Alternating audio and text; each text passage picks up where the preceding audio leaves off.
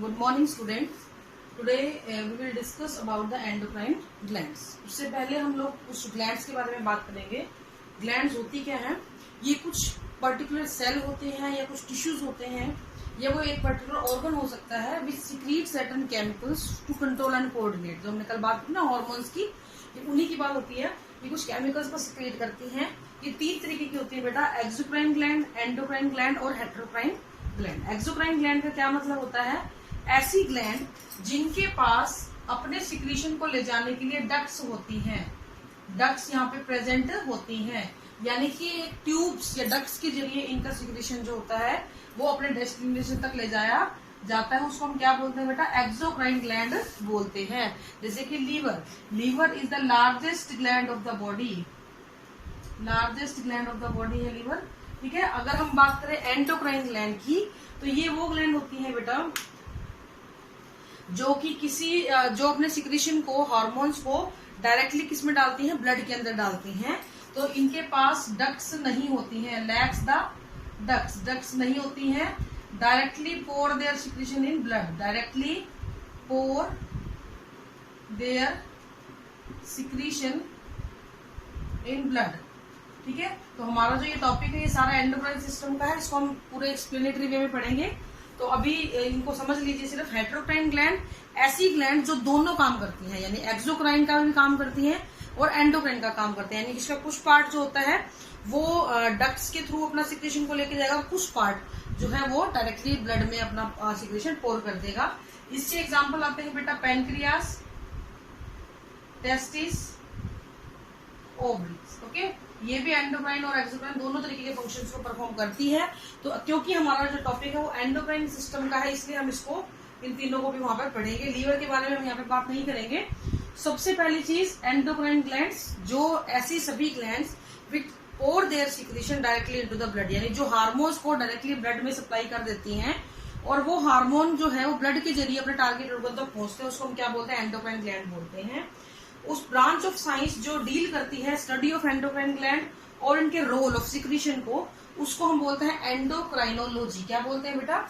Endocrinology बोलते हैं. और उस पर्सन को जो स्टडी करता है उसको हम बोलते हैं एंडोक्राइनोलॉजिस्ट. ओके. क्या बोलेंगे? एंडोक्राइनोलॉजिस्ट बोलते हैं. अब हम बात करते हैं कि एंडोक्राइन सिस्टम हमारे अंदर कैसा है. देखो, सबसे पहली बात, एंडोक्राइन सिस्टम बना किससे है? बहुत सारी एंडोक्राइन ग्लैंड से मिलकर ये बना हुआ है. तो ये जो डायग्राम इधर आपको नजर आ रहा है ये किस चीज का है? एंडोक्राइन सिस्टम का है. इसके अंदर हमने ये बताया है अलग अलग लोकेशन वाइज की कहाँ कहाँ कौन कौन सी ग्लैंड मिल रही है. जितनी भी ग्लैंड होती है वो हेड, नेक और ट्रंक रीजन, यानी आपके इतने इतने हिस्से के अंदर ये सिचुएटेड होती हैं. ब्रेन, अगर हम हेड रीजन की बात करें तो पीनियल ग्लैंड, हाइपोथैलेमस और पिट्यूटरी ग्लैंड यहाँ पे सिचुएटेड होती है. अगर हम नेक रीजन की बात करें तो यहाँ पे 2 ग्लैंड होती है. थायराइड ग्लैंड, देखो जरा, ये जो आपको इस आ रही है ना शेप, ये वाली नजर, बड़ी वाली एच शेप होती है, ये ऐसे नजर आ रही है, इसको थायराइड ग्लैंड बोलते हैं. इसके ऊपर जो ये आपको डॉट नजर आ रहे हैं, मैं दोबारा भी बना रही हूँ, इसको हम बोलते हैं बेटा पैराथायरॉइड ग्लैंड. ठीक है. नेक रीजन में होती है. आपके चेस्ट रीजन में होती है थाइमस ग्लैंड. कौन सी ग्लैंड है? थाइमस ग्लैंड होती है. बड़े उम्र के लोगों में ये कम साइज रिड्यूस होती चले जाती है, छोटे बच्चों में काफी एक्टिव होती है. फिर आप थोड़ा सा और नीचे आओ तो आपका पैनक्रियास है. फिर आप देखो ये किडनी है, दीज आर द किडनी. और किडनी के ऊपर जो है वो कौन सी ग्लैंड है? एड्रिनल ग्लैंड होती है. फिर थोड़ा सा और नीचे आओ तो देखो, मैंने मेल और फीमेल, क्योंकि हमने ऐसा कोई डिस्टिंग्विश नहीं किया है, तो दोनों ही मेल और फीमेल के दोनों के बारे में यही बात कर ली है. ओवरीज होती है. प्लेसेंटा एक टेम्परेरी फेज होती है, यानी कि जब बच्चा बनने वाला होता है या बच्चा बन रहा होता है तो उस टाइम प्लेसेंटा बनता है, अदरवाइज नहीं होती है ये ओवरी. ठीक है. उसके अलावा मेल में क्या होता है? टेस्टिस. तो इस तरीके से आपके पास एक पूरा मतलब पूरी सिस्टम से हमने इसमें बता दिया. हेड में कौन सी मिलेंगी, नेक में कौन सी मिलेंगी, चेस्ट रीजन में कौन सी है, अब्डोमिनल रीजन में कौन सी है और लोअर अब्डोमिनल पार्ट में कौन कौन सी ग्लैंड्स आपकी मिल रही हैं. तो basically these are the location wise orientation. अगर आपसे कोई पूछे थायराइड कहाँ मिलती है जी, तो थायराइड आपके नेक रीजन में मिलती है, यहाँ मिलती है. ठीक है. कोई पूछे पीनियल ग्लैंड का है ब्रेन में, hypothalamus, it is itself a part of brain. ठीक है ना. पिट्यूटरी ग्लैंड ब्रेन के पास मिलती है. ठीक है. तो इस तरीके से सारी ग्लैंड्स आपको पाई जाती हैं। ह्यूमन एंडोक्राइन सिस्टम की अगर हम बात करें तो सभी ग्लैंड जो हैं, सभी ग्लैंड अपने अपने कोरस्पोंडिंग हार्मोन्स को सिक्रीट करती हैं। और मैंने आपको पहले ही बताया था, हर हार्मोन का टारगेट ऑर्गन अपना अपना डिसाइडेड होता है, क्योंकि उनके पास रिसेप्टर होते हैं उन हार्मोन्स को रिसीव करने के लिए। तो फर्स्ट ऑफ ऑल हम डिस्कस करेंगे ह्यूमन एंडोक्राइन ग्लैंड्स, कितनी तरीके की ग्लैंड्स ह्यूमन सिस्टम के अंदर प्रेजेंट हैं। मैं एक बार थोड़ा सा रिपीट कर देती हूँ। ये ग्लैंड्स के टाइप, एक्सोक्राइन जो डक्टलेस होती है, जिनमें डक्ट वाली होती है, सिक्रीशन को लेकर जाती है डक्ट्स। एंडोक्राइन ग्लैंड जिसमें डक्ट्स प्रेजेंट नहीं होती हैं, डायरेक्टली ब्लड में अपना सिक्रीशन डालती हैं। और हेटेरोक्राइन ग्लैंड वो ग्लैंड होती है बेटा जिसके अंदर डक्ट्स के थ्रू और विदाउट डक्ट दोनों ही फंक्शन परफॉर्म किए जाते हैं। ठीक है, now here is a table जिसमें आप ये देख सकते हो कि कैसे कैसे कौन कौन सी ग्लैंड आपकी मिल रही हैं आपके बॉडी के अंदर, और इसमें हम लोग एक एक करके सबको एक्सप्लेन करेंगे। तो फर्स्ट ऑफ ऑल जो सबको कंट्रोल कर रही है पूरे सिस्टम को, जो सॉरी मिटा रही है, उसकी हम बात करेंगे। तो सबसे पहले आपके होता है हाइपोथैलेमस, हाइपोथैलेमस होता है। देन सेकंड नंबर पे आपके आती है pituitary gland, pituitary gland. Then third thyroid, ये नंबरिंग तो वैसे ही कर रखी है हमने। Parathyroid, thymus gland, adrenal gland, pancreas, testis, ovaries, pineal gland and placenta. तो एक एक करके जो भी हमारे सिलेबस में उनको एक्सप्लेनेटरी वे में करेंगे। First of all we will discuss about the hypothalamus. ये ब्रेन का ही पार्ट होती है। हाइपोथैलेमस पार्ट ऑफ ब्रेन है, लोअर पार्ट ऑफ ब्रेन में मिलती है, लोअर ब्रेन की पार्ट है। ये बनी होती है न्यूरोसिक्रेटरी सेल से, न्यूरोसिक्रेटरी सेल से। और क्या सिक्रीट करती है? It secretes the neuro hormones. इसके जो हॉर्मोन्स होते हैं वो दो तरीके के होते हैं बेटा, जिनको हम ऐसे लिख देते हैं, RH और RIH। RH का मतलब रिलीजिंग हार्मोन,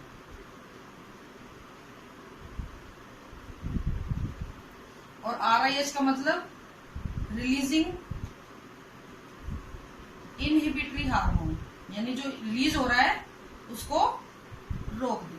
ठीक है, इसका काम क्या होता है बेटा?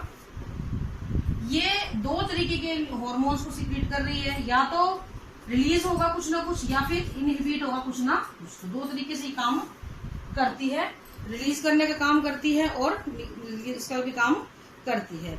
इसके अलावा सबसे बड़ी बात जो होती है कि हाइपोथैलेमस किसको एक्टिवेट करता है या किसको स्टिमुलेट करता है? पिट्यूटरी ग्लैंड को। और फिर पिट्यूटरी ग्लैंड किसको करती है? सभी अदर ग्लैंड्स को। ठीक है, तो डायरेक्टली कोई कनेक्शन नहीं होता, ये इसको करेगा, ये बाकियों को करेगी। पिट्यूटरी ग्लैंड को हम लोग क्या बोल देते हैं? मास्टर्स ग्लैंड भी बोल देते हैं। तो मास्टर ग्लैंड क्यों बोलते हैं? Because it control the all the system. ठीक है, इसके अलावा हाइपोथैलेमस ये दो तो कर ही रही है, प्लस दो हार्मोन और ये सिक्रीट करती है, ऑक्सीटोसिन एंड वासोप्रोसिन। इसको ADH भी बोल देते हैं। ADH means anti diuretic hormone, anti diuretic hormone. ये दोनों हार्मोन सिक्रीट तो किए जाते हैं हाइपोथैलेमस के द्वारा, लेकिन जाके स्टोर कहाँ होते हैं? Posterior lobe of pituitary gland, posterior lobe of pituitary